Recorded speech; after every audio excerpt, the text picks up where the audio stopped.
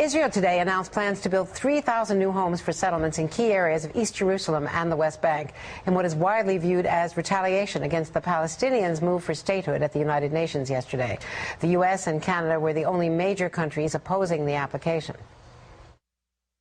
Today's grand pronouncements will soon fade, and the Palestinian people will wake up tomorrow and find that little about their lives has changed, save that the prospects of a durable peace have only receded. And joining me now here is Salam Fayyad, Prime Minister of the Palestinian Authority. Mr. Prime Minister, thank you very much for being here. You arrived just as this was happening. Is this a setback for the Palestinians, or is there real cause for celebration, as we saw in Ramallah and the rest of the West Bank last night? Well, the celebration has to really be well understood and appreciated, actually, given the length of time it took for us to get to the point where this is an issue, as a matter of fact. And there's a great deal of powerful symbolism in what happened yesterday. But it is symbolic. It's not statehood. But it's highly significant symbolism, actually, given in particular the day on which it happened. It was 65 years earlier, actually, that the same body, the General Assembly of the United Nations, had passed the partition plan for British Mandate Palestine, which 6 months later gave rise to the birth of State of Israel on the 15th of May 1948. Here we are, Palestinians, 65 years later, still looking for a country we can call home. Yes, it's symbolic, but I believe it's highly significant and powerful symbolism in that sense, for sure. What about Israel's move today to build new houses, or at least start the zoning for new houses in critical areas that would block the pathway from Ramallah and Bethlehem to Jerusalem?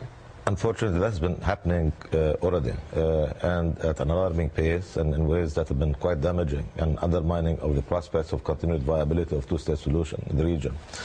It's very regrettable that Israel chose to actually make this announcement yesterday, seemingly as a response, a retaliatory response to that which we Palestinians did. I question the rationale for there to be need for retaliation against that which we did. What Palestinians did yesterday was to take advantage of an option that's available under international law and architecture. That's the United Nations, custodian of international law and legitimacy, the very body that gave birth certificate to the State of Israel some 65 years ago. So I question projecting what Israel does as retaliation, and question that being acceptable, to be honest with you, as a basis for taking actions vis-a-vis us Palestinians. It's something that needs to stop, something that needed to stop even before this move by us, and I see absolutely no justification whatsoever. The fact that we did what we did does not and should not really be viewed as providing grounds for Israel to do what it did with respect to the announcement that you mentioned. Senate Democrats and Republicans have joined already to freeze money that would otherwise be appropriated to you and the Palestinians. And you were the finance minister before you were the prime minister. You know exactly how critical this aid is. If the Palestinians were to now go to the International Criminal Court and seek legal redress against Israel, can you promise the Senate that the Palestinian Authority will not go to the ICC? I think really the most important thing to do and focus on is what to do with this, with it having happened. There's a lot of speculation as to what it is we Palestinians were up to. There's no mystery to it. It happened. The resolution was passed with quite a comfortable majority. More than 2/3 of the membership of the United Nations approved. I think the key lies in what happens afterwards. I mean, it's important, it's highly significant, but I think it's time to move on. It's time to move on. There's not really much point in us Palestinians sitting there admiring the creation for too long, because still hard work to be done. If our people are going to be able to live as free people with dignity in a country of our own, genuine state, that's home for us Palestinians. On the other hand, those who are against this, notably Israel in the main, but others, of course, the United States, we just listened to Ambassador Rice say what she just did and what she said yesterday.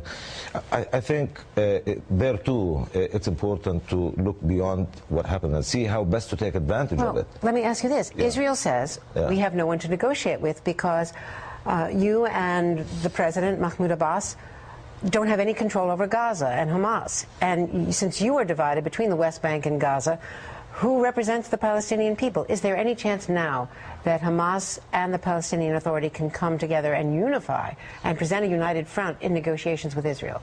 I believe that's really of utmost importance in an event relative to that which we Palestinians want to accomplish, and that is to really be able to have that state, fully independent, sovereign state, where we can live as free people with dignity. Without reunification, without being able to put our country back together, the institutions of our people back together, it's not going to be possible for us to have that state. So that's something that we want.